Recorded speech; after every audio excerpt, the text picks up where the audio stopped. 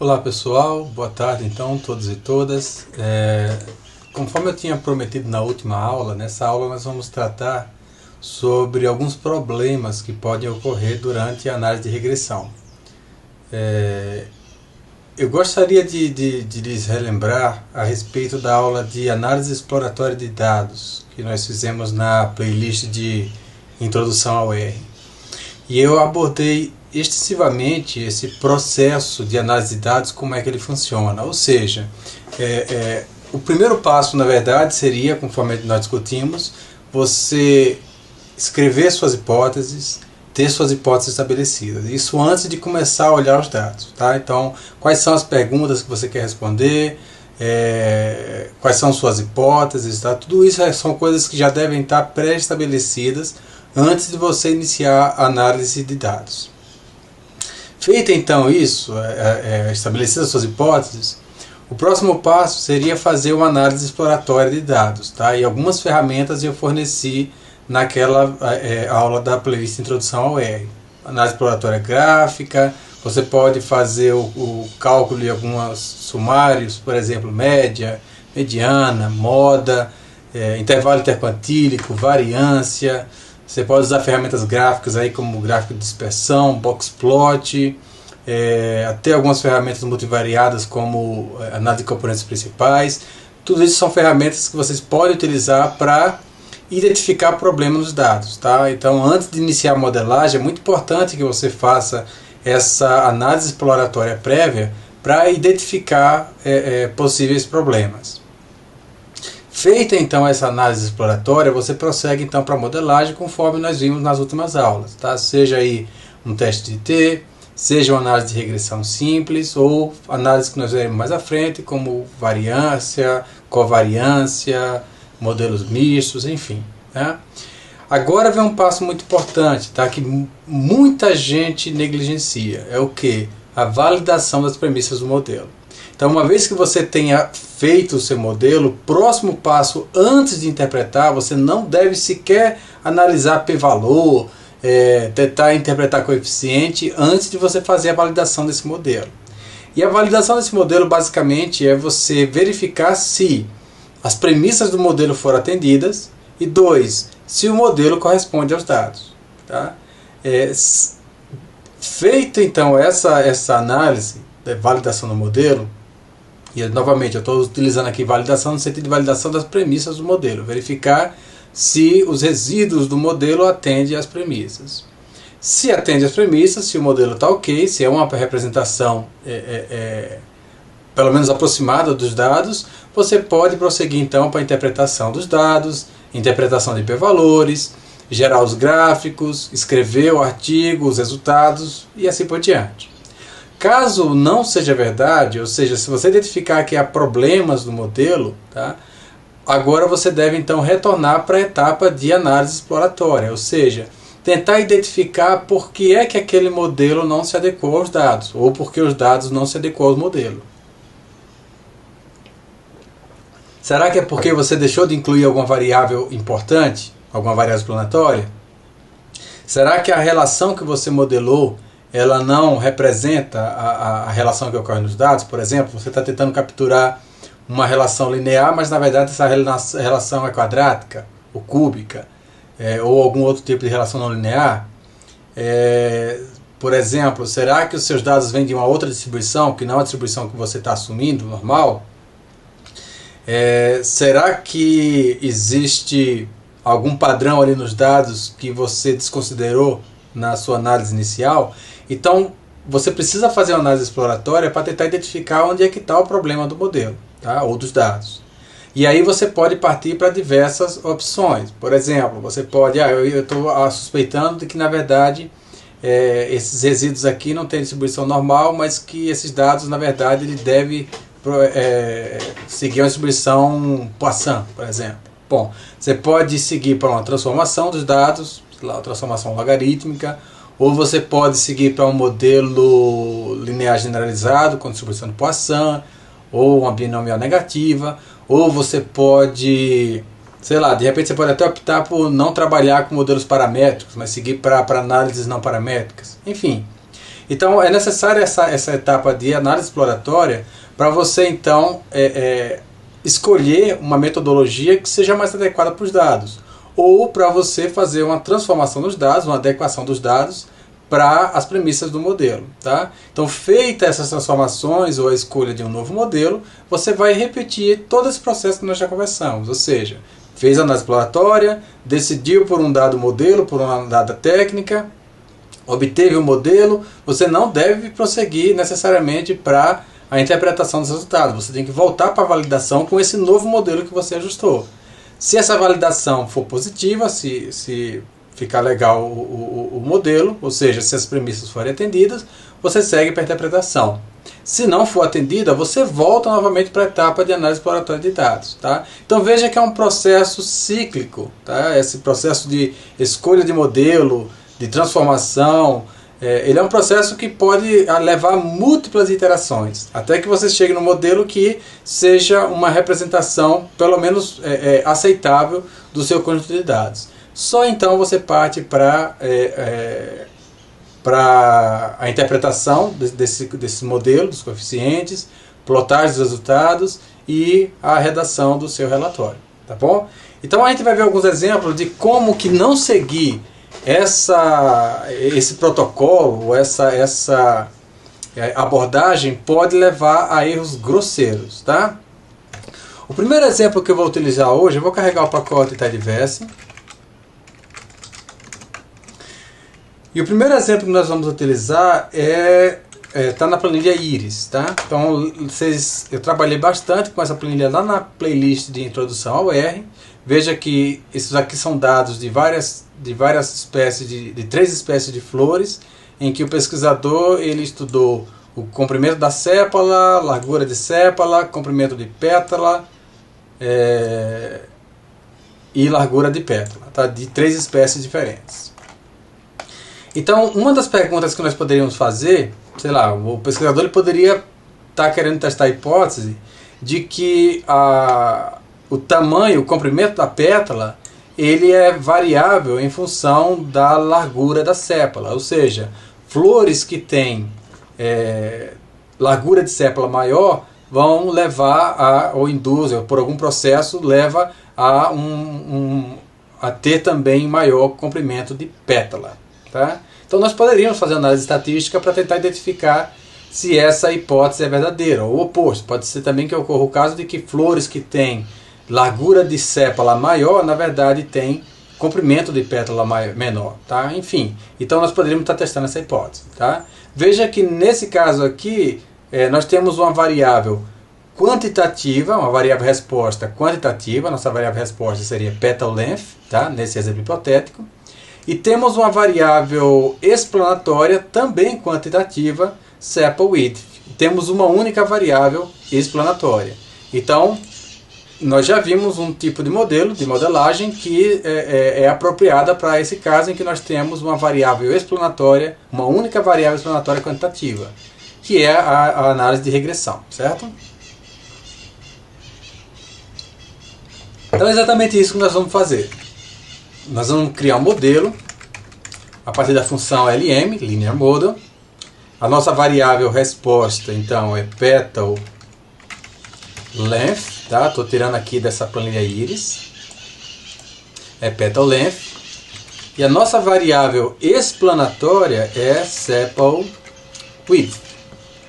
E vou informar que os dados provêm da data frame Iris. Está aqui o nosso modelo.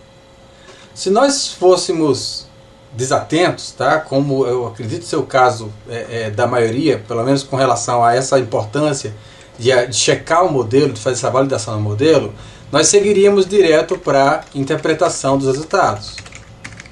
Então eu poderia fazer um sumário do modelo e eu identificaria aqui essa relação entre sepal width e a variável resposta, que é petal length, ela é altamente significativa. Olha só, p-valor é de 4,51 vezes 10 a menos 8. Então isso daqui é altamente significativo, significativo a 0,1%. Tá? Então geralmente, provavelmente o pesquisador já ficaria completamente animado aqui, porque encontrou uma relação altamente significativa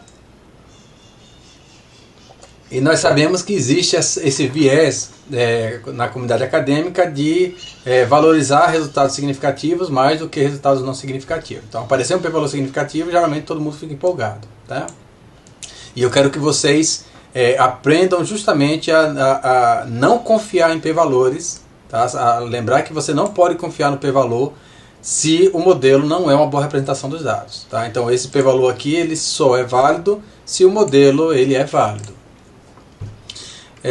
Eu poderia utilizar o teste de F também no modelo para verificar a significância do modelo de modo geral, tá? Nesse caso aqui vai ser equivalente. Então nós vamos ver que o modelo é altamente significativo.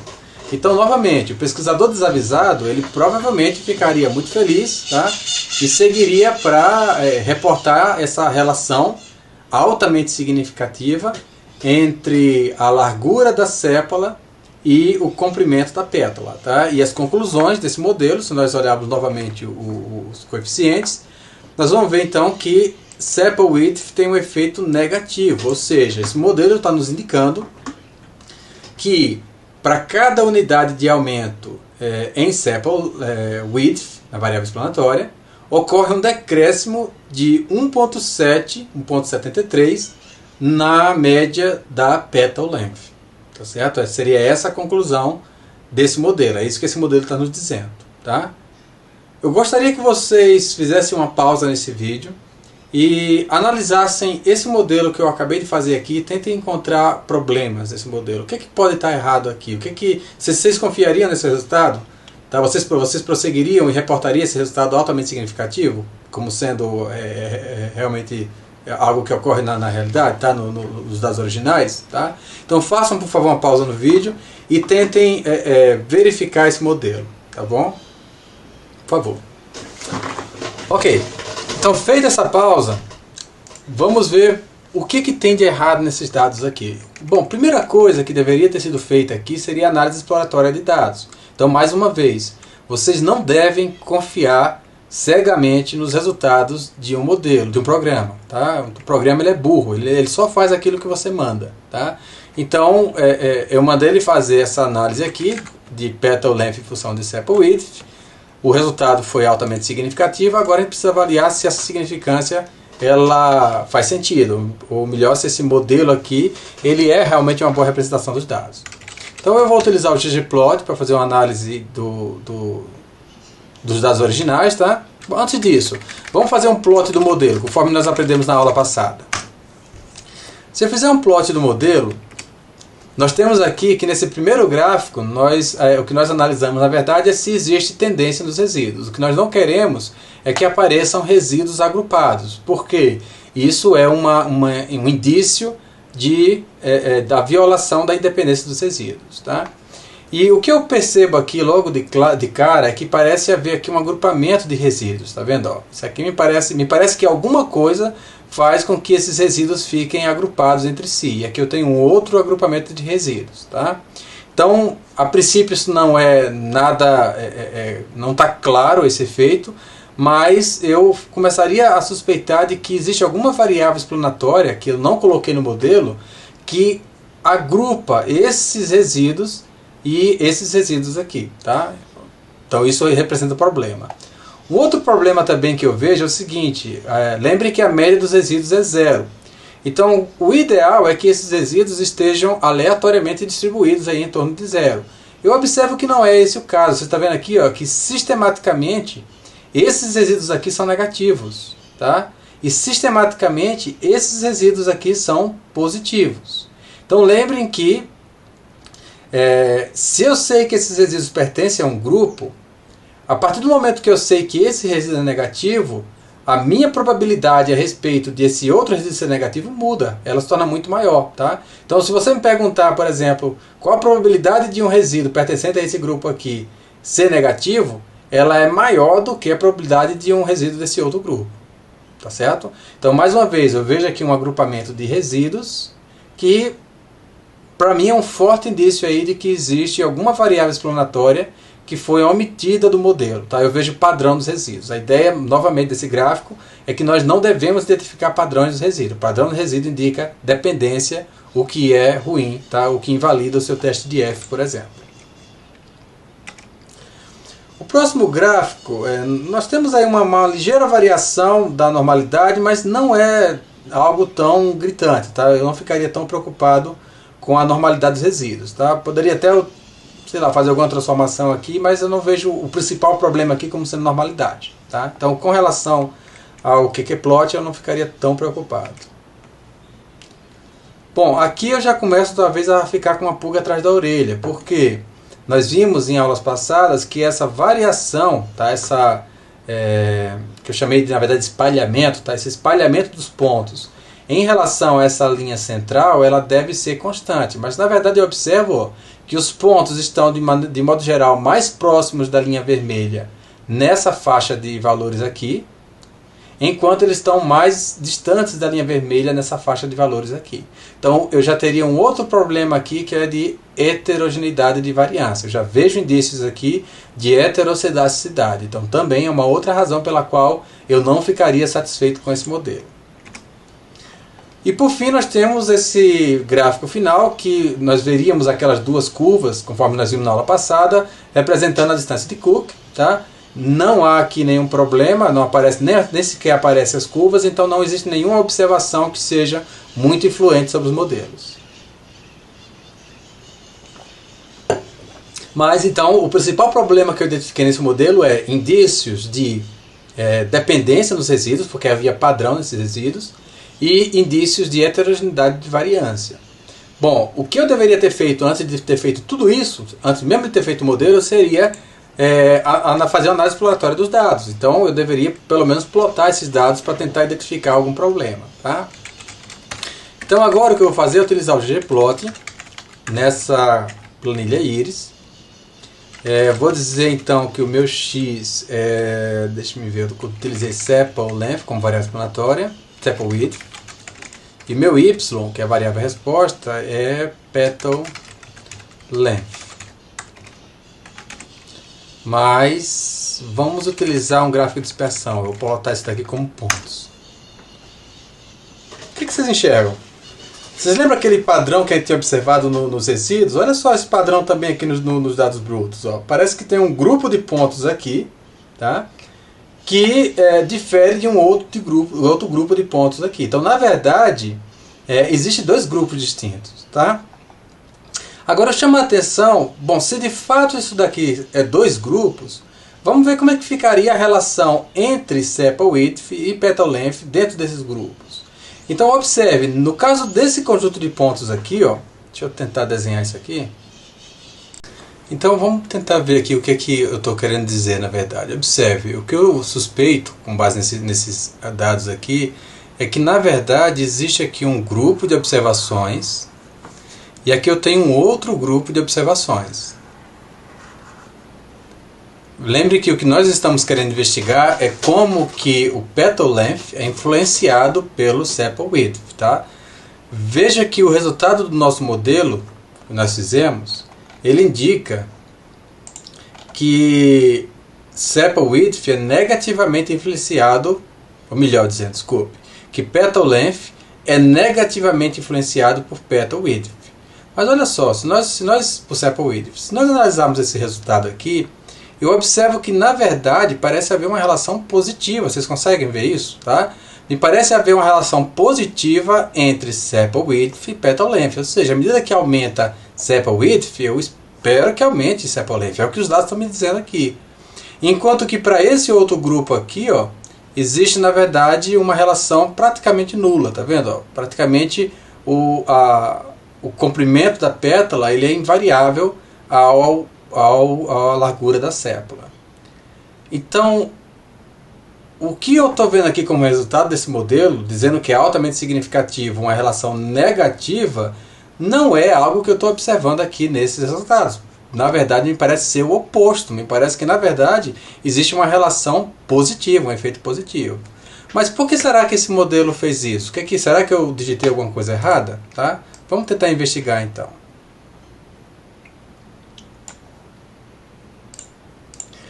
Como eu falei a vocês, o modelo ele é burro, tá? Então eu vou mostrar na verdade o que seria a equação, o que seria o gráfico resultado desse modelo aqui que foi ajustado. Não se preocupe em entender como funciona esse gráfico aqui, a gente pode voltar a tratar disso daqui em outras aulas, tá?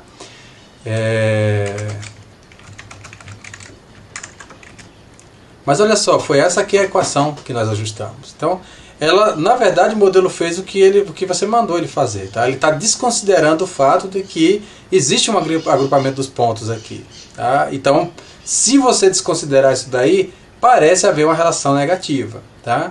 E essa relação negativa, ela não existe nos dados originais, mas ela foi forçada pelo agrupamento existente dos dados, tá? E isso daqui é chamado de paradoxo de Simpson. É chamado de paradoxo de Simpson, tá? Ou seja, a relação entre duas variáveis, ela foi invertida por um agrupamento existente, tá? Vamos ver de onde é que surgiu esse agrupamento. O que nós falhamos em observar aqui, vamos continuar fazendo a análise exploratória dos dados, o que nós falhamos em observar em íris, vou apagar isso aqui, é que na verdade existem grupos aqui. O que são esses grupos? São espécies. Então vamos agora mudar a coloração do ponto de acordo com a espécie, tá? Color igual a species. Veja que aquele agrupamento que eu estava suspeitando, na verdade, ele existe, tá vendo? Eu tenho aqui um grupo que é uma espécie e tenho aqui outros dois grupos que também são outras duas espécies. Então a minha grande falha nessa modelagem foi não levar em consideração o fato de que essas observações estão agrupadas em espécies, tá? Então existem algumas abordagens que nós poderíamos utilizar para lidar com esse problema, tá? O que eu preferiria fazer seria fazer uma análise de covariância. Então eu poderia incluir tanto sepal width quanto espécies como sendo variáveis explanatórias. Como eu não abordei esse tema ainda, nós vamos abordar isso em aula futura, eu não vou mostrar essa solução, tá? Mas basicamente, só para vocês terem um feeling de como é que ficaria isso daqui, tá? Eu vou plotar só a equação resultante. A equação não, a curva resultante, tá? Olha só como é que ficariam os modelos, ó. Então eu teria aqui uma relação positiva para a espécie virgínica, então a relação positiva entre sepal width e petal length. Eu teria também uma relação positiva aqui para a espécie versicolor, tá? Ou seja, a equação de regressão seria, na verdade, o beta seria positivo, não negativo. E aqui para a cetose eu teria uma relação ligeiramente positiva, mas na verdade provavelmente não significativa, tá? A gente vai ver isso daqui em aula futura. Com base no que vocês já sabem, tá? Uma abordagem que vocês poderiam utilizar seria fazer esse modelo para cada espécie separadamente. Ou seja, eu poderia fazer, por exemplo, eu poderia chamar de subíris recebe, sei lá, filter íris. Nós vimos isso daqui na aula sobre manipulação de dados, tá? Com o Tidyverse, lá na playlist de introdução ao R. Então a condição que eu quero utilizar é species igual a... Vamos utilizar versicolor. E aqui, ao invés de utilizar íris, eu utilizaria subíris. Então eu poderia fazer... vamos fazer o gráfico aqui de subíris. Análise exploratória. Eu não preciso mais dessa cor em função de espécie. E não preciso... Não, isso aqui pode ficar, tá? Então veja, eu esperaria essa relação linear aqui. Vamos ver o que é que o modelo resultou. Então, mais uma vez, eu vou filtrar, rodar o modelo, vou fazer um summary, relação significativa. Antes disso, o ideal seria eu ter feito o plot do modelo para verificar os resíduos. Bom, isso é algo desejável, tá? Veja que não existe padrão nos resíduos, tá? Os resíduos estão aleatoriamente distribuídos aí em torno dessa linha vermelha, essa linha central. Veja também que essa linha vermelha é praticamente horizontal, também é o que nós queremos. Mais uma vez, não há nenhum padrão aí, talvez de uma curva ou algo do tipo que nós deixamos de capturar. O QQplot está ótimo, tá? Veja que os resíduos estão bem próximos aí da diagonal. Novamente, não há nenhum indício aqui de heterogeneidade de variância, então veja que a distância desses pontos, tá, em relação a essa linha vermelha, ela é praticamente constante, tá vendo? O espalhamento dos pontos é praticamente constante. Então, mais uma vez, nenhum indício aqui de heterogeneidade de variância. E por último, nós temos aqui que nenhuma observação ela foi apontada como muito influente, tá? Então, vocês vejam que esse é um exemplo interessante que mostra que o fato dos resíduos às vezes estarem ruins ou não estarem normalmente distribuídos, ou apresentar dependência nos resíduos, ou você ter heterogeneidade de variância, você depende de qual modelo você está utilizando. Veja que os dados que nós estamos utilizando aqui é praticamente o mesmo, eu só filtrei, tá? Mas observe que para esse modelo agora, com esses dados, todas as premissas foram aceitadas. Então agora eu sei que eu posso confiar no resultado desse modelo. Então, feita essa validação, eu sigo então para a interpretação dos resultados, que mostra então que há uma relação positiva e altamente significativa entre a petal length, tá, que é o comprimento da pétala, e a largura da sépola. Então agora sim eu tenho uma conclusão válida, suportada, tá, com base nos dados. Tá bom? Então lembrando a vocês, nós fizemos um modelo. Primeiro começamos então a variar com análise exploratória.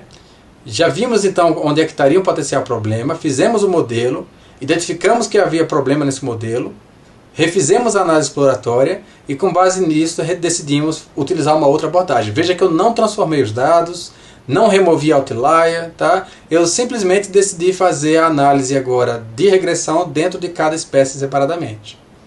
Uma outra abordagem que nós poderíamos utilizar, conforme eu já disse, seria a análise de covariância. Seria muito mais rica em informação.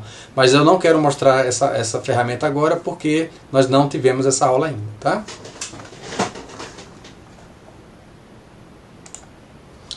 Ok, vamos então agora para um outro problema que também pode acontecer em análise de dados. Tá? Mais uma vez, então, eu chamo a atenção da importância de vocês fazerem essa análise exploratória e fazerem essa validação, essa checagem dos resíduos do modelo para verificar se o modelo realmente é uma boa representação.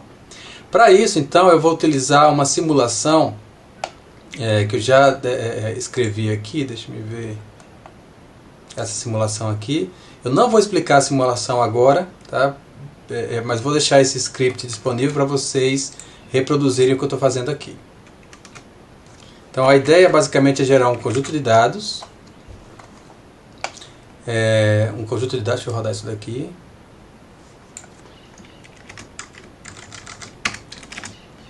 Nós temos então esses dados.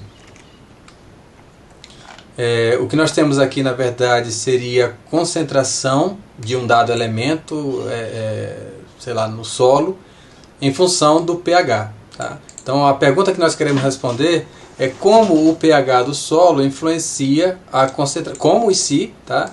Essa concentração do pH influencia, essa concentração é influenciada pelo pH do solo. Então a hipótese é na verdade que o aumento do pH causa uma redução na concentração desse elemento na solução do solo. Então nós queremos avaliar se há evidência nos dados que suportem essa hipótese, tá? Ou se há pelo menos evidências para rejeitar a hipótese de que não há relação. Ok.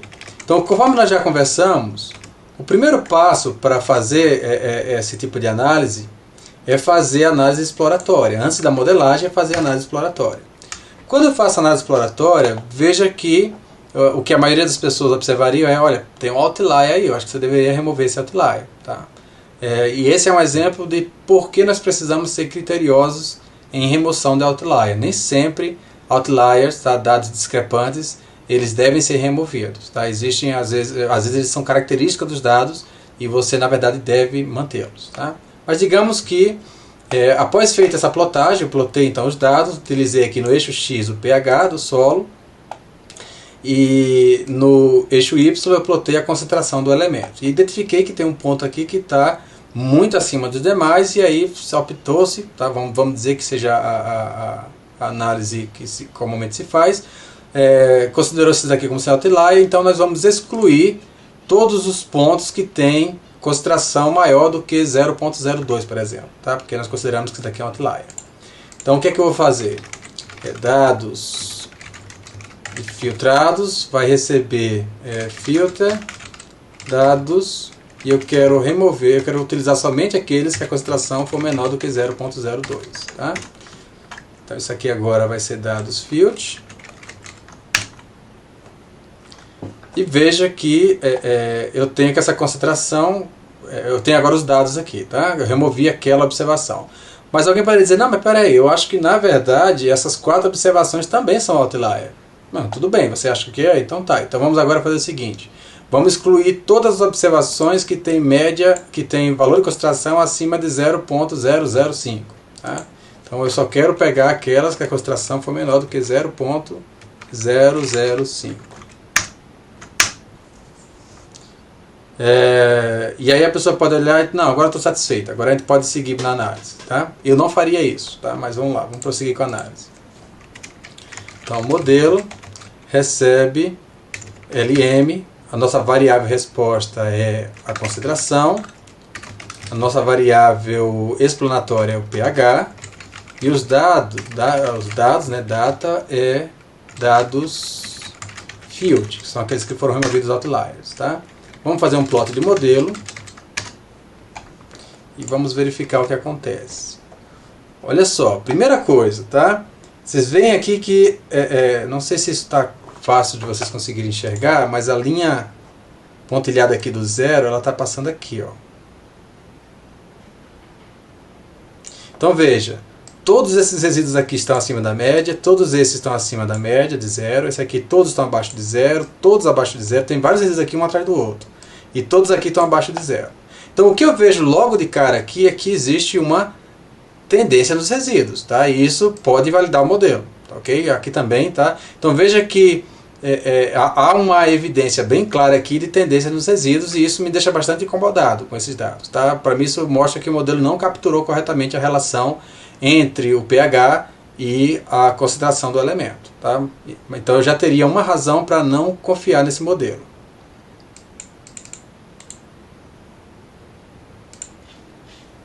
Vamos prosseguir então para o próximo gráfico. Olha só, apesar de nós já termos removido 3 outliers, olha só, isso aqui são outliers, tá? Veja que são valores que estão com os resíduos muito acima do que seria esperado. Então será que eu tenho que remover mais esses 3 outliers? Estão vendo quanto que nós estamos já maquiando dados se a gente continuar fazendo isso? Então, já aqui no qqplot eu já tenho também problemas com a normalidade. Tá vendo? Isso aqui é um exemplo bem claro de desvio da normalidade, tá? No caso devido a valores extremos, outliers. Nesse gráfico aqui, conforme nós vimos na aula anterior, nós investigamos se o espalhamento dos pontos em relação à linha central ele é constante. Observem que esses resíduos aqui, ó, eles estão todos exatamente sobre o outro, tá vendo? Eles estão escurinhos assim porque eles estão aparecendo exatamente um sobre o outro, tá vendo? Agora olha para esse tratamento aqui, eu tenho bem mais variabilidade, para esse outro tratamento aqui eu tenho bem mais variabilidade, para esse daqui também. Então mais uma vez, eu tenho um problema aqui na homogeneidade de variância, tá? Então isso aqui está evidência bem clara de heterocidasticidade. Então mais uma vez eu não prosseguiria com esse modelo porque há evidências bem claras aí de heterogeneidade de variância, além da problema com normalidade e além de problema com a tendência nos resíduos, tá? Então, de dependência. E observe ainda que essa observação aqui, ó, ela foi considerada influente. Então, será que eu deveria excluir porque ela foi influente? Tá? Então, poderíamos até fazer isso. Olha só que nós já removemos o quê? 3 outliers. Será que eu vou remover mais um outlier? Tá? Então, mais uma vez eu chamo a atenção para vocês de que não necessariamente o fato de uma observação ser discrepante implica em que você tenha que remover essa observação. Então, na verdade, você deve checar com mais cuidado e só fazer essa remoção da observação se for realmente o último caso. Tá? Então, com base nisso, nós vimos que esse modelo ele não é confiável por múltiplas razões. Eu poderia até fazer plotar a equação, ou melhor, a curva. Vamos fazer isso.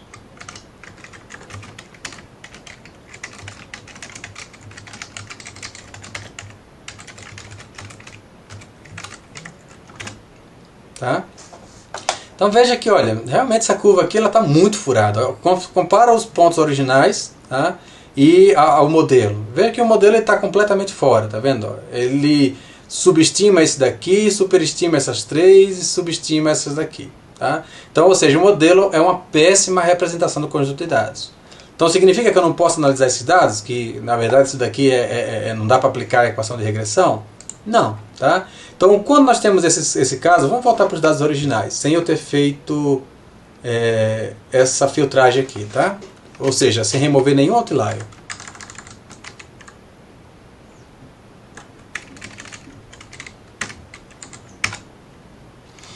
Então, esse tipo de dados aqui ocorre muito frequentemente. Eu utilizei esse exemplo porque eu já vi vários casos de dados em que eu observei exatamente esse padrão. Tá?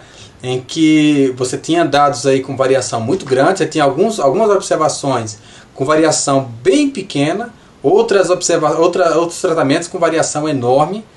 Então, alguns tratamentos com variação pequena, alguns tratamentos com variação enorme, e a presença aí, por exemplo, de alguns outliers. Tá?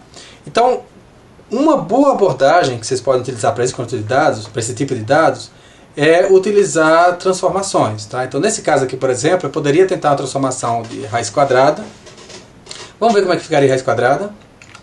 Não sei se vai resolver o problema, mas vamos ver como é que ficaria. Então, veja que eu estou utilizando a função sqrt, tá? Que vem de square root, raiz quadrada, para transformar a minha variável resposta, que é a concentração. E agora eu quero excluir, eu não quero mais utilizar os dados filtrados, ao invés disso eu quero utilizar os dados originais. Vamos fazer um plot de modelo, vamos verificar então o resultado. Veja que o modelo melhorou um pouco, tá, em relação à questão dele estar mais próximo de uma horizontal. Então, no que diz respeito à tendência nos resíduos, tá, diminuiu um pouco o problema. Não resolveu, mas diminuiu um pouco o problema. No que diz respeito à normalidade, eu ainda tenho uma observação aqui que é extrema, eu poderia excluir, por exemplo. Então seria a observação número 10, só para desencargo de consciência. Deixa eu ver o que acontece se eu excluir a observação número 10. Então eu vou excluir a observação número 10. E eu quero ver se vai desaparecer aquele... Não, pelo contrário. Então uma vez que eu excluí, apareceu vários outros, tá? Então não resolveu não. Então vamos manter com os dados originais.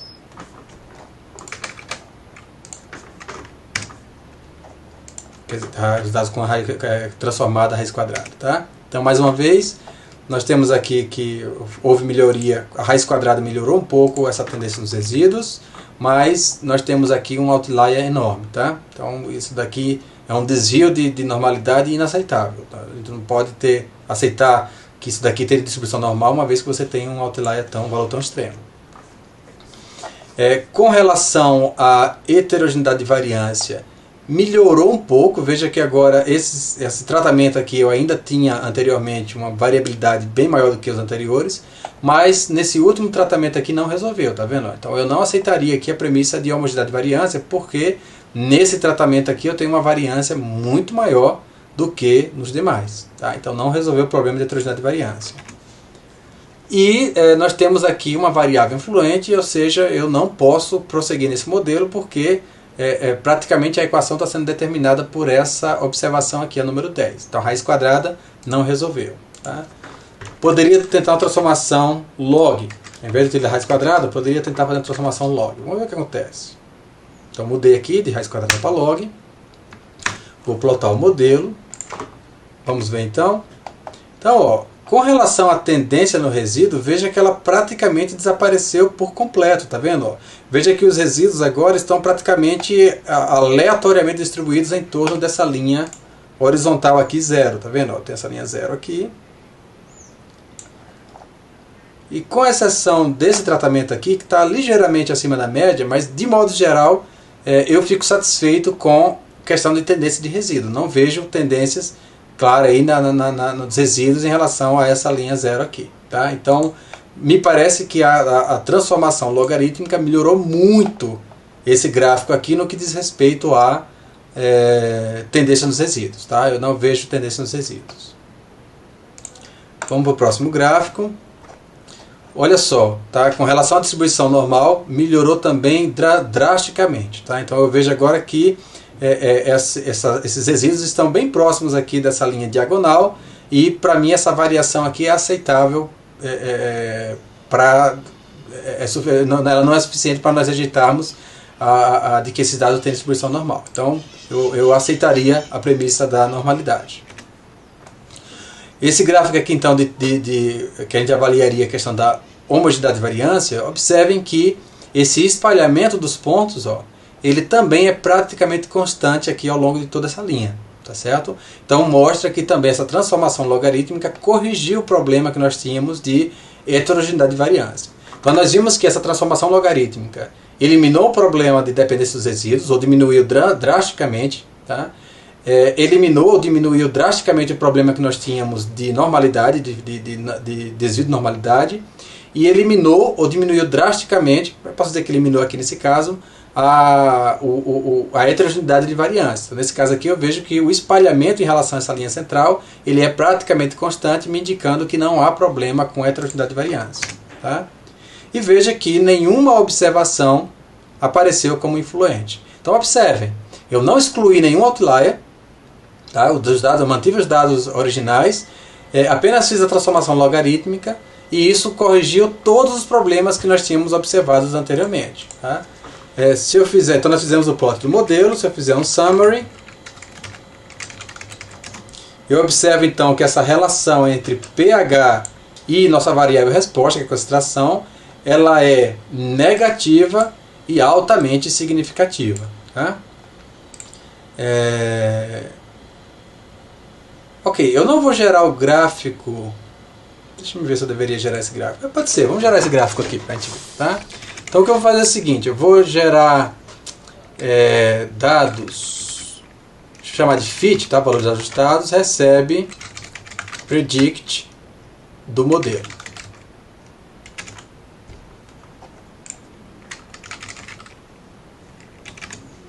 Eu adicionei uma coluna chamada de dados fit. Tá? Lembre que como eu fiz transformação logarítmica, esses valores aqui eles estão na escala log. Se eu quiser reverter esse valor para a escala original, eu teria que fazer uma exponenciação aqui. Tá? Então nesse caso agora, deixa eu ver dados. Veja que agora, com essa transformação que nós fizemos a transformação inversa, tá? A operação inversa, nós obtemos os valores na escala original dos dados. Tá? Então agora o que eu posso fazer na verdade seria deixa eu tirar isso daqui. geonline. Eu vou mudar aqui o atributo estético y. Para esse geonline eu quero que o y siga esse fit, que são os valores ajustados. E os dados são os mesmos. Vamos ver como é que ficaria isso daqui. Ops, eu fiz alguma coisa errada. Ok, descobri que na verdade eu esqueci que eu não estou trabalhando nos dados filtrados mais, eu estou trabalhando nos dados originais, tá? Então por isso que deu aquele erro. Veja que não é visível essa relação porque a escala aqui dos dados é logarítmica. Então faria mais sentido na verdade eu utilizar uma outra escala no eixo y, utilizar uma escala logarítmica. Tá? Então veja que nesse caso aqui eu tenho os valores de concentração em função do pH e vejo que existe então esse decréscimo. Esses aqui são os valores preditos pelo modelo, tá?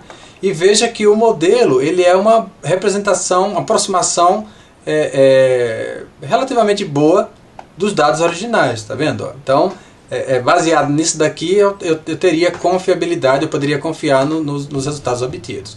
E essa é uma razão porque eu geralmente gosto de, quando eu ploto a equação, eu também plotar os dados originais, porque isso permite que o leitor, se é no artigo, por exemplo, isso permite que o leitor do meu trabalho, ele possa verificar se aquele modelo que eu estou apresentando, ele é realmente uma representação confiável dos meus dados originais. Então, sempre que posso, eu gosto de colocar a equação de regressão e a curva resultante junto com os dados brutos para permitir ao leitor fazer esse tipo de avaliação. Tá? Então, agora sim nós temos um modelo que é uma boa aproximação do conjunto de dados. Então veja que inicialmente nós tínhamos um dado extremamente problemático, difícil de analisar. O analista desavisado ele poderia sair excluindo meio mundo de outlier e não ia resolver o problema, tá? Possivelmente chegar a conclusões erradas. E foi por essa investigação que nós tentamos a transformação de raiz quadrada, vimos que não resolveu o problema, tentamos a transformação logarítmica e aí sim nós vimos que o ajuste foi quase perfeito. Tá? Então, outro exemplo também de como que é importante vocês fazerem esse processo de checagem dos modelos. Bom, nesse exemplo agora a gente vai estudar uma simulação, na verdade estudar os dados resultantes da simulação de um experimento em que se estaria testando múltiplas doses de nitrogênio e avaliando a produção de, sei lá, uma dada cultura. Tá? Então, esses dados que foram gerados, eu não vou explicar essa simulação, mais uma vez, porque eu quero focar aqui na análise. Tá? Mas esses resultados simulados, eles aparecem aqui nessa data frame chamada de doses, em que eu tenho uma coluna que é referente à dose de nitrogênio aplicada, uma coluna em relação à repetição e uma outra coluna referente à produção. Tá? Então o primeiro passo seria escrever as hipóteses. Feito isso, nós faríamos então a análise exploratória de dados. Poderia utilizar o ggplot para isso. Tá? Os dados são doses. Poderia plotar no eixo X o nitrogênio, que é a nossa variável explanatória, e no eixo Y a produção. E em seguida poderia visualizar isso daqui como sendo pontos. Tá? Se eu colocar uma linha de tendência nesses dados, nós vamos ver que parece haver uma relação não linear, mas na verdade quadrática, tá vendo? Entre a dose de nitrogênio aplicada e a produção. Então vamos analisar esses dados. E não me parece haver nenhum outlier, parece que os dados foram corretamente digitados, então parece que está tudo certo. Então vamos seguir para a análise. Eu vou chamar também de modelo, vou chamar de M doses, tá? LM, modelo linear. Nossa variável resposta é a produtividade, a produção, e a nossa variável explanatória é a dose de nitrogênio aplicada. Preciso indicar que esses dados estão em doses. Devo interpretar o modelo? Não, né? Antes de interpretar o modelo, eu preciso fazer a verificação desse modelo. Então vamos verificar o modelo. Vou fazer plot M doses.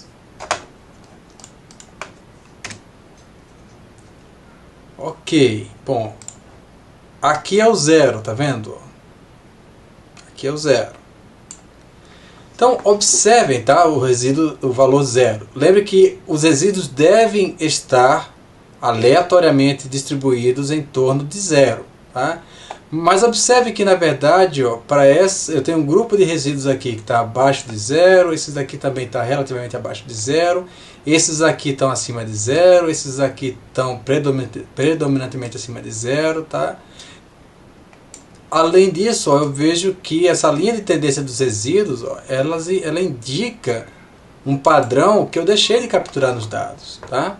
Então, parece haver aqui, eu já ficaria com uma pulga atrás da orelha, porque esse resultado aqui me indica que há tendência nos resíduos. Eu deixei de capturar uma tendência de relação entre a variável resposta e a variável explanatória. E isso mostra a tendência nos resíduos. Tendência nos resíduos viola a premissa de independência, tá? O que por sua vez coloca em xeque o p-valor resultante. Então eu já ficaria preocupado em razão dessa tendência aqui observada. Com relação ao qqplot eu não vejo nenhum problema, tá? Parece estar normal. Eu não vejo nenhuma evidência aqui para rejeitar a hipótese de que esses resíduos têm distribuição normal. Então ele pode prosseguir. Com relação à homogeneidade de variância eu também não vejo nenhum problema, tá vendo? Parece estar, você veja que essa variação em torno dessa linha central ela é praticamente constante. Então não há indícios aqui de problema com a homogeneidade de variância. E no que diz respeito a alguma observação influente, veja que aquelas duas curvas que aparecem quando tem valores influentes, ela nem sequer apareceu aqui. Então não há problema com valor influente. Tá? Então essa verificação do modelo ela me levantou a suspeita de que eu deixei de capturar uma relação, que existe ainda relação entre a variável resposta e a variável explanatória que não foi capturada por esse modelo. Então há algum problema na nossa modelagem. Tá? Eu vou fazer o seguinte, assim como eu fiz anteriormente, vamos extrair os valores ajustados por esse modelo e vamos colocar em uma coluna aqui que eu vou chamar de fit. Tá? Então eu vou fazer um predict a partir do modelo.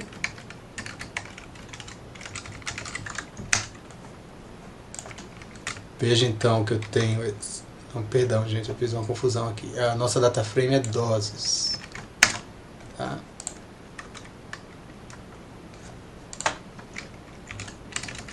Doses.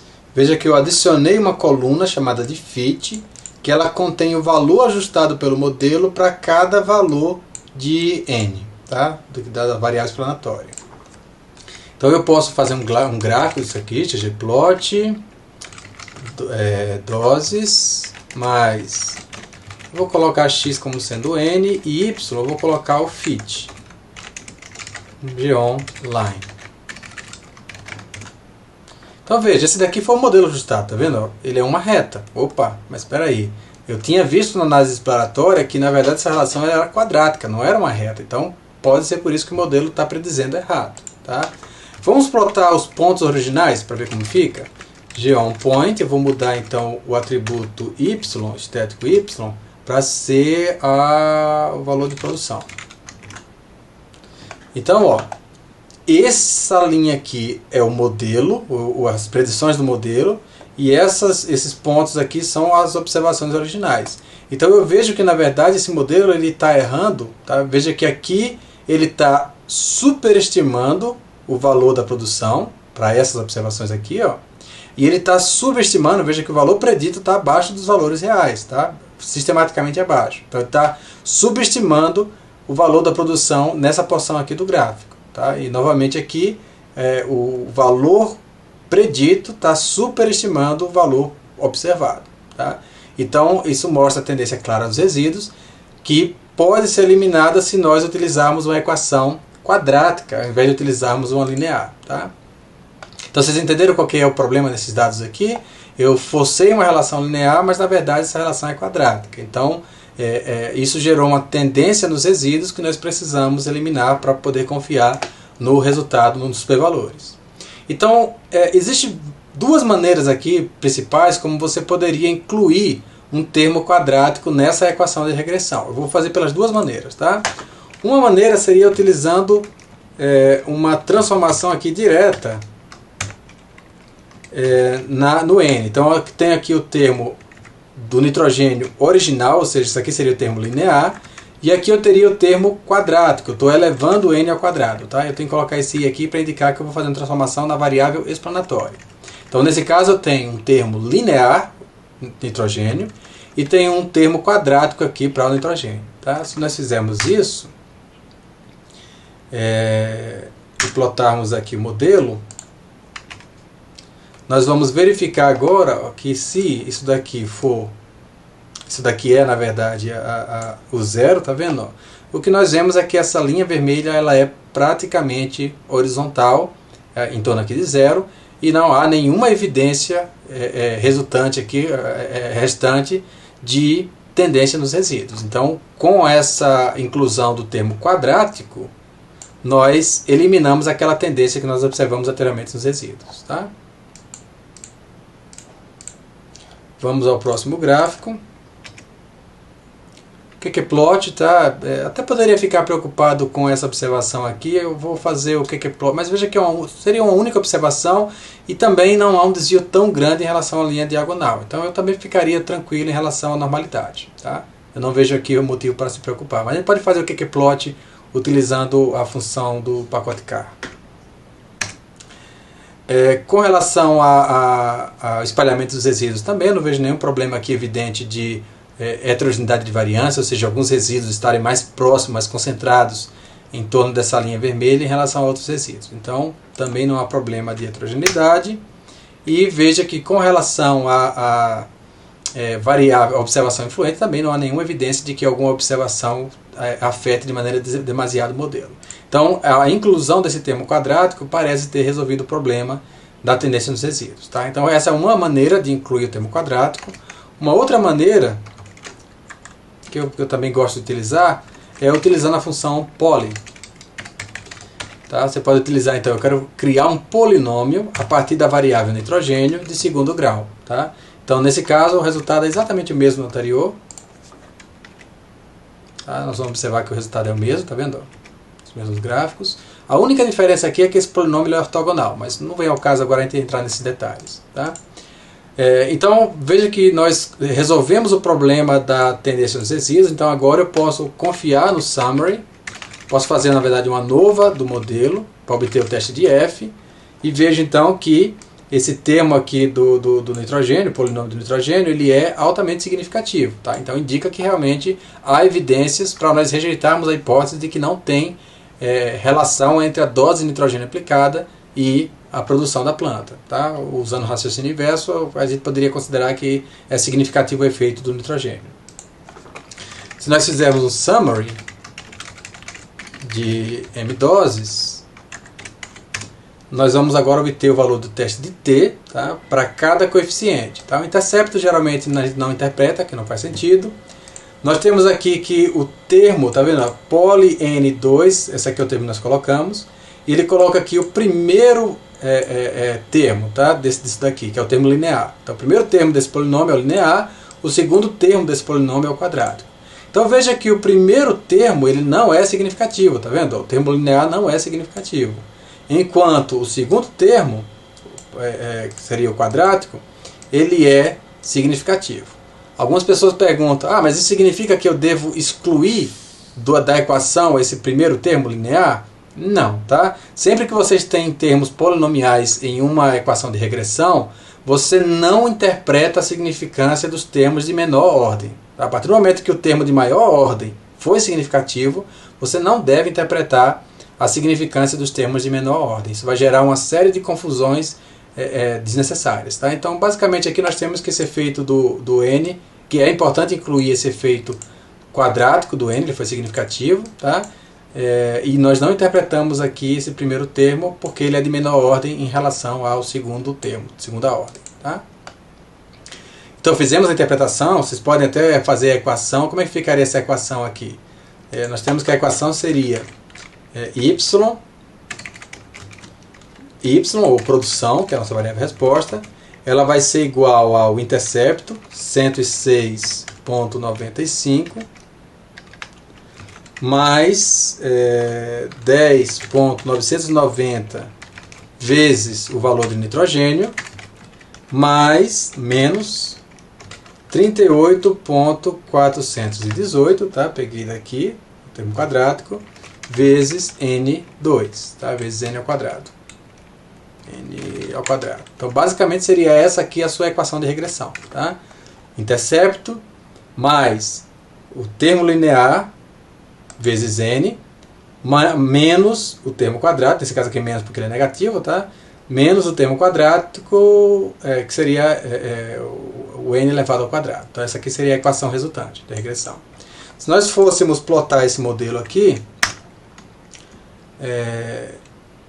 então eu vou tirar os valores preditos, tá? Estou predizendo os valores aqui desse modelo, colocando nessa variável chamada de fit aqui em doses, e em seguida plotando o resultado. Então veja que agora essa equação aqui, ó, ela capturou corretamente essa tendência não linear aqui dos dados. Tá? Então veja que agora nós corrigimos aquele problema anterior. Ok? Eu não quero complicar agora nessa aula e mostrar a vocês que, veja que aqui tem um problema de que você está vendo que tem uma segmentação aqui nessa equação, tá? Isso daqui é porque nós colocamos poucos valores de N. Existe como corrigir isso daqui, é fácil, mas não vou fazer isso aqui nessa aula porque eu não quero estender essa aula além do necessário, tá? Mas o foco aqui então é entender que esse modelo agora, os valores preditos, tá? Eles estão coerentes com as médias das observações originais, o que nos mostra então que esse modelo é uma boa aproximação em relação aos dados. Bom, para finalizar então, agora nós vamos utilizar um exemplo com dados, simulando dados de contagem. Então eu também não vou explicar essa simulação, tá? Pode ser que em outra aula, aí, eu tratando especificamente de simulações, eu entre em cada uma delas aqui, mostre exemplos, mas eu quero mais focar nessa aula aqui nos dados, tá? Isso daqui simula então um dado de um experimento em que se testou o efeito da aplicação de um dado pesticida, de diferentes concentrações de um pesticida, sobre o número de insetos, pragas, em uma dada cultura. Tá? Então, nós vamos rodar isso daqui para gerar a simulação. O resultado dessa simulação, então, é esse dado aqui, tá? Pragas, em que eu tenho, na verdade, diferentes doses aí que foram aplicadas de um pesticida, e foi feita então a contagem do número de insetos que permaneceram na planta para cada dose aplicada do pesticida. Tá? De cara eu já chamo a atenção para vocês da diferença de escala aqui nessas variáveis. Tá? Veja que aqui, ó, quando eu não aplico nada, quando não aplico pesticida, eu tenho aí 1000 insetos, 900, 1010, 1018 e assim por diante. Tá? Enquanto que à medida que eu aplico esse pesticida, eu passo a ter valores cada vez menores desse inseto, tá? Desses insetos. Veja que esses dados aqui eles são dados discretos, tá? Então já é uma coisa que vocês precisam ficar atentos. Então eu não posso ter 102,1 insetos. Ou eu tenho 102, ou eu tenho 103. Tá? Eu não posso ter 36,4 insetos. Ou eu tenho 36, ou eu tenho 37. Então esses dados, eles, pela natureza deles, eles não seguem, eles não são contínuos. Eles seguem valores discretos, tá? Eles assumem valores discretos. Então já é uma coisa que deve ligar um alerta na cabeça de vocês quando forem analisar esse tipo de dados. Tá? Então a pergunta é, será que a hipótese é de que a dose aplicada do pesticida, ele diminui, à medida que essa dose aumenta, você diminui o número de insetos, ou seja, que esse pesticida ele consegue controlar eficientemente esse inseto praga. Tá? Então como é que nós analisaríamos esse modelo? Bom, na falta de qualquer outra ideia, nós começaríamos com o modelo linear. Tá? Então vou chamar de modelo pragas. Pode ser, modelos pragas recebe LM, modelo linear. Nossa variável resposta é insetos. E a nossa variável explanatória, ou seja, aquilo que está influenciando a nossa variável resposta, é a dose aplicada do pesticida. E em seguida eu informo que os dados estão localizados na dataframe pragas. Ok. Vamos então, deveríamos ter feito, vamos fazer conforme nós deveríamos ter feito. Vamos começar pela escrever a hipótese, fazer uma análise exploratória, vamos plotar esse dado para ver como é que ele fica. X igual a dose, Y igual a insetos, geom points, tá? Então veja ó, que é evidente que existe um efeito aí da dose aplicada do pesticida. À medida que você aumenta a quantidade aplicada desse pesticida, você diminui a quantidade de insetos remanescentes. Tá? Então daqui nós já temos evidências bem claras de que eu espero que esse modelo dê um resultado negativo. Tá? Se der uma relação positiva aqui, eu já tenho que começar a ficar preocupado. Ok? Baseado nesses dados aqui. E parece que essa relação também não é linear. Tá? Então já é outra coisa que eu poderia estar ficando preocupado a respeito. Então, feita essa análise exploratória, eu verifiquei que não há nenhum dado discrepante, não tem sei lá, não apareceu nada aqui com 10.000 insetos, ou com menos 5 insetos, tá? Então não houve nenhum erro aqui, seja no laboratório, ou erro de digitação, ou o que for, então prossigo para o modelo. Então ajusto o modelo, prossigo para a checagem do modelo, então vou plotar esse modelo.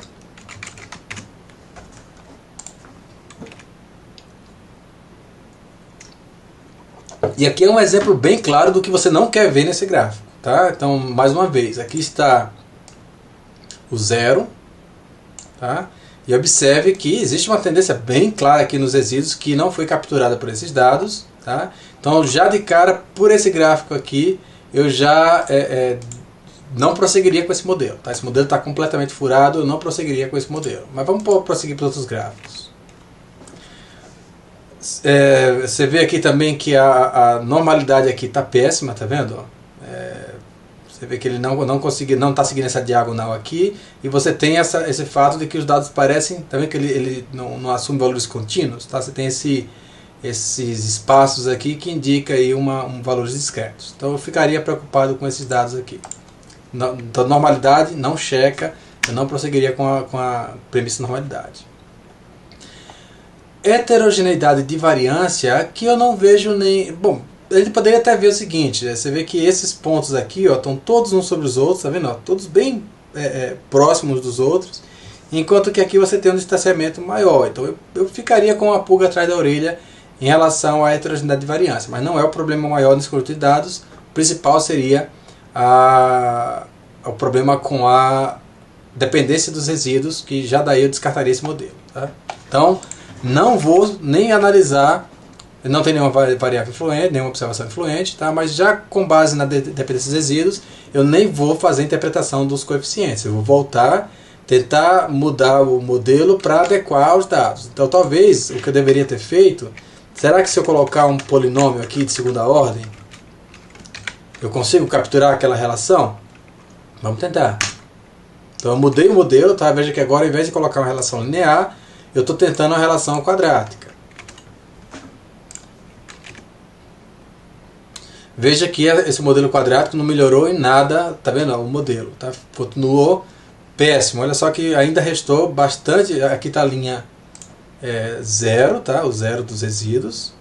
Esses resíduos deveriam estar aleatoriamente distribuídos aqui em torno de zero, não está. Eu vejo que ainda há bastante dependência aqui nos resíduos. Então, com base nisso, eu não prosseguiria com esse modelo. Eu sei que esse modelo está problemático, tá?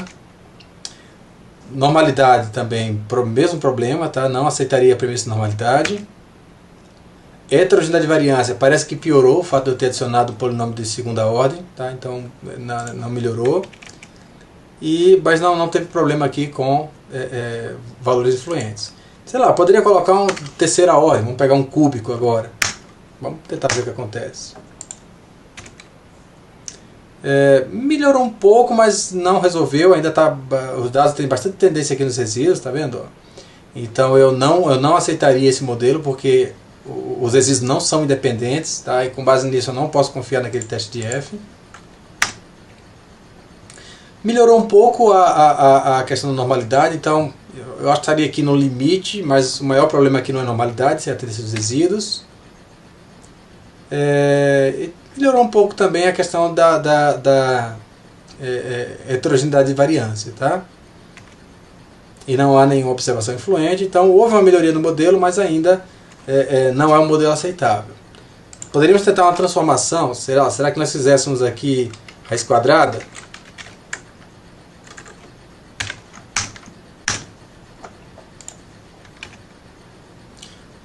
Olha, a raiz quadrada, com relação à tendência dos resíduos, parece ter resolvido. Tá? Com relação à tendência dos resíduos, parece ter resolvido. Tá? Então, essa linha aqui é praticamente horizontal agora, então parece que utilizar essa raiz quadrada resolveu o problema da tendência dos resíduos. Normalidade, olha só, eu tenho uma observação aqui que ela está com um valor muito abaixo das demais. Então eu tenho um problema aqui com relação à normalidade. Tá? Então veja que essa observação aqui está muito abaixo do que seria esperado por distribuição normal, esse resíduo aqui. Então eu ficaria preocupado com normalidade. Eu corrigi o problema de dependência, mas parece que a solução utilizada introduziu um problema na normalidade. Heterogeneidade de variância, bom, embora alguém possa dizer que, olha, me parece que aqui é mais variável do que aqui, tá? Eu não ficaria preocupado não. De modo geral aqui, eu considero que esses dados aqui estão igualmente espalhados em torno dessa linha vermelha aqui, tá? Ou seja, não há indícios claros aqui de heterogeneidade de variância, então não ficaria preocupado com isso. Mas nós estamos aqui no limite, tá? De uma observação que parece ser influente. Então, melhorou o modelo, tá? Em relação ao primeiro modelo que nós tínhamos, foi uma melhora considerável, mas ainda não é um modelo ótimo. Será que eu utilizar log, por exemplo, melhora? Bom, se eu tentar fazer log, eu vou obter um problema indicando que ocorrer valores infinitos. Por que ocorreu valores infinitos? Eu transformei insetos para a escala logarítmica. Mas se nós olharmos as pragas originais, nós vamos ver que ocorre alguns zeros aqui, tá vendo?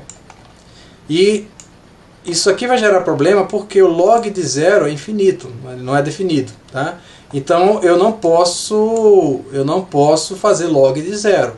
Então é por isso que comumente se adiciona aqui uma constante, sei lá, vou colocar 0.01, por exemplo, ou 0.5, como as pessoas utilizam.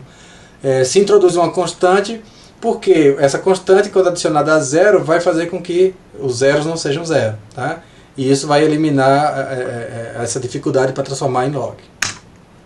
Então eu fiz isso, vou plotar o modelo. Horrível, tá? Veja que existe aqui tendências claras nos resíduos. Normalidade péssima, tá? Então eu introduzi um problema maior ainda na normalidade. Heterogeneidade de variância, eu não ficaria tão preocupado, não vejo uma evidência tão clara de heterogeneidade de variância. E veja que exatamente aquela observação 34 continua aqui sendo problemática, tá? Será que eu deveria utilizar o dose aqui como sendo linear, ao invés de utilizar essa relação cúbica? Vamos ver. Então eu ainda continuo tendo problema com tendência nos resíduos, quando eu utilizei esse log não linear, tá? Normalidade também está problemática. Heterogeneidade de variância, eu ficaria um pouco preocupado aqui talvez, porque você tem um pouquinho mais de variação aqui em relação aqui, mas não é algo que é gritante não, tá no limite aí do que seria aceitável. E nós teríamos aqui algumas observações próximas aqui a essa linha, elas podem estar sendo influentes, tá? Mas não muito forte. Mas o principal, porque eu rejeitaria esse modelo, é a questão da tendência nos resíduos. Tá? Então veja que nenhuma das transformações que nós fizemos, elas corrigiu satisfatoriamente esses dados. Tá? Por que isso acontece? Porque na verdade esses dados aqui, eles seguem distribuição de Poisson. Tá? Então talvez a abordagem mais adequada aqui seria utilizar um modelo linear generalizado com distribuição de Poisson. Então nós corrigiríamos esse problema que nós observamos aqui, se nós, ao invés de tentarmos transformar os dados para se adequar ao modelo utilizado, ou seja, ao invés de fazer múltiplas transformações para fazer com que o modelo seja consistente, ou seja válido, talvez o que eu possa fazer é, ao invés de ajustar os dados ao modelo, ajustar o modelo aos dados. Então eu poderia escolher um outro modelo, que nós não vamos falar aqui hoje, então essa resolução aqui fica para uma aula futura, em que nós vamos utilizar, ao invés de LM, nós vamos utilizar GLM, modelo linear generalizado, e vamos indicar que a distribuição é Poisson. Tá? Só para vocês verem como é que ficaria a resposta, eu indicaria aqui que a família da distribuição é Poisson. E isso geraria um modelo satisfatório. Tá? Então essa seria a resolução do problema. Não se preocupe, eu não vou tratar disso agora, mas a gente vai tratar em uma aula futura sobre esses modelos lineares generalizados, em que às vezes você está quebrando a cabeça para tentar transformar os dados e ajustar para um modelo com distribuição gaussiana, quando na verdade a solução mais simples seria utilizar um modelo que não assume distribuição gaussiana, mas uma distribuição adequada para aquele conjunto de dados. Tá bom? Basicamente era isso que eu tinha planejado para hoje. Essa aula ficou muito extensa, mas é porque, novamente, existem várias maneiras, tá, de a sua análise dar problema. Eu não conseguiria abordar todas elas aqui. Trouxe alguns exemplos com algumas soluções possíveis, mas enfim, são apenas uma pequena amostra de vários tipos de problemas que você pode encontrar com a análise de dados. Mas veja que em todos os casos, o fato de nós termos feito uma análise exploratória inicial, nós termos feito uma validação de modelo, quando o modelo não era adequado, nós voltávamos para a análise exploratória, fazíamos transformação ou escolhíamos um outro modelo. Tá? Então tudo isso são ferramentas que vocês precisam utilizar para não cometer erros grosseiros, tá? Como aquele que eu comentei no início dessa aula. Eu só quero fazer uma última ressalva. Eu quero que vocês sejam extremamente cuidadosos e cuidadosas porque as transformações que nós fazemos aqui, ou a remoção de outlier em alguns casos, elas têm o objetivo de tornar o modelo válido. Ou seja, eu não posso interpretar os coeficientes de um modelo se as premissas não são atendidas. Então veja que essas transformações, às vezes até remoção de outlier, elas são feitas com o objetivo de obter conclusões confiáveis.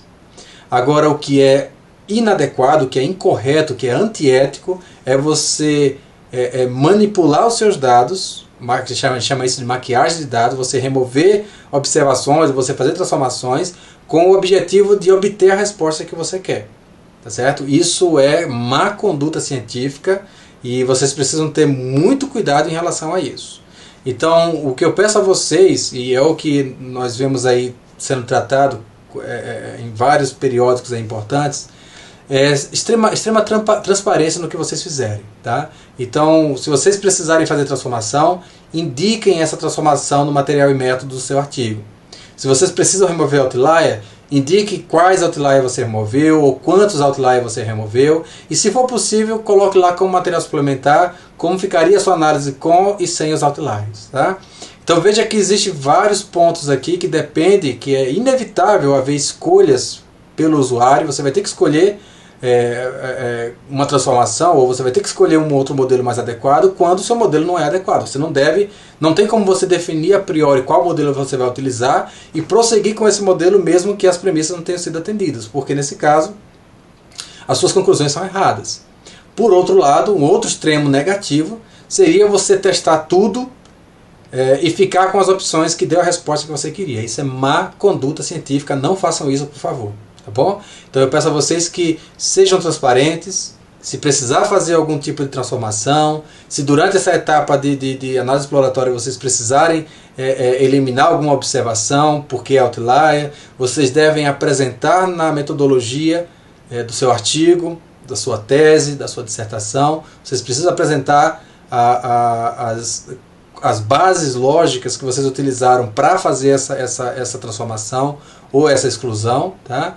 E permitir que os revisores, que o leitor possam avaliar se eles concordam ou não com a sua decisão. Tá? Então, transparência ela é muito importante para ciência de qualidade. Tá? E mais do que nunca isso está sendo trabalhado no mundo inteiro, porque nós temos péssimos exemplos aí de má conduta científica que levaram a problemas de reprodutibilidade. Tá bom? Então, só faço essa ressalva para chamar a atenção de vocês de que vocês não devem testar várias combinações de análise, de transformação, até chegar no resultado que você quer. Isso é má conduta científica, por favor, não façam isso. Tá bom?